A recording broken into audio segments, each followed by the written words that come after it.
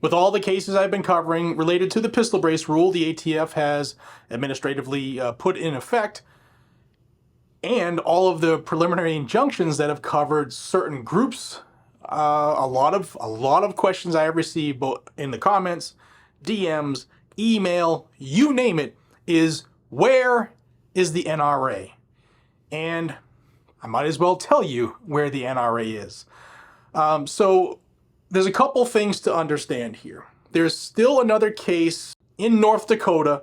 This is it right here. It's the Frac Case, the Firearms Regulatory Accountability Coalition, Inc., along with West Virginia, North Dakota, Alabama, Alaska, Arkansas, Florida, Georgia, Idaho, Indiana, Iowa, Kansas, Kentucky, Louisiana, Mississippi, Missouri, Montana, Nebraska, New Hampshire, Oklahoma, South Carolina, South Dakota, Tennessee, Ohio, Virginia, and Wyoming, along with SB Tactical, B&T USA, and Richard Cicero.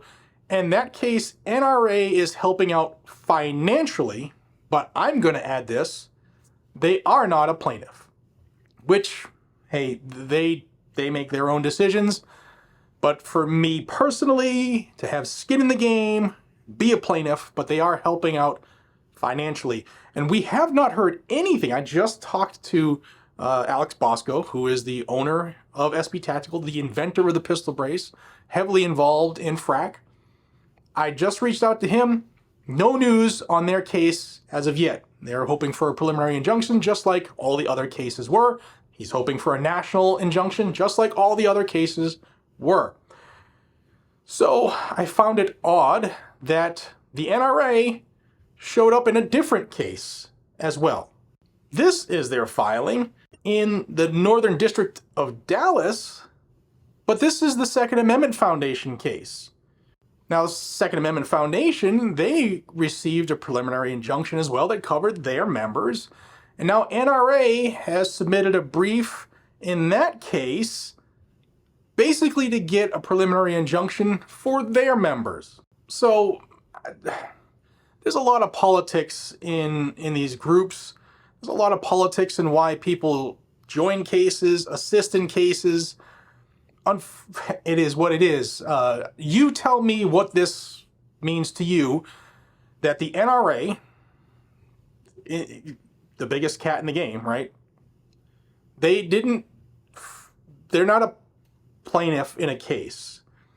I will give them a lot of respect. I know they're paying a lot of money in the Frac Case. They're helping out financially.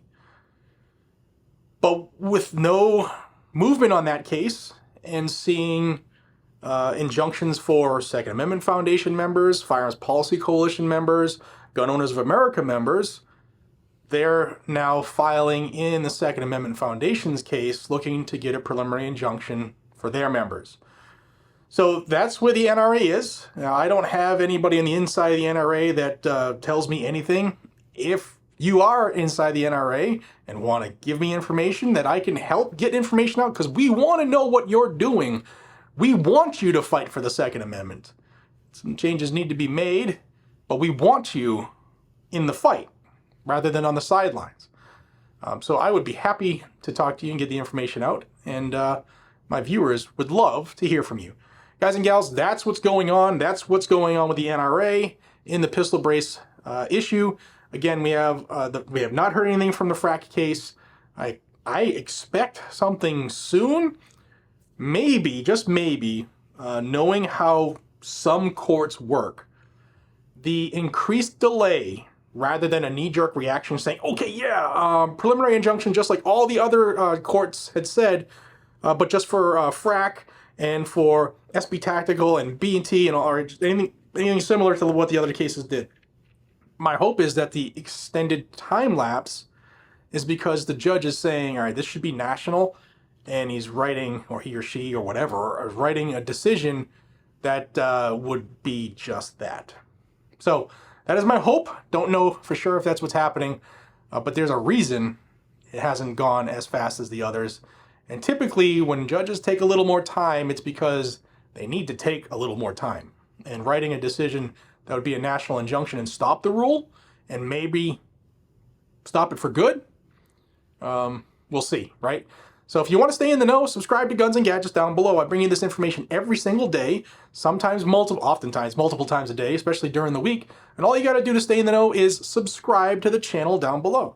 Hit the like hit the like button and the share button so that the video gets seen by more people and it gets through that anti-gun YouTube algorithm. And if while you're down there, hit that bell icon because they're supposed to notify you when I put out new content or go live.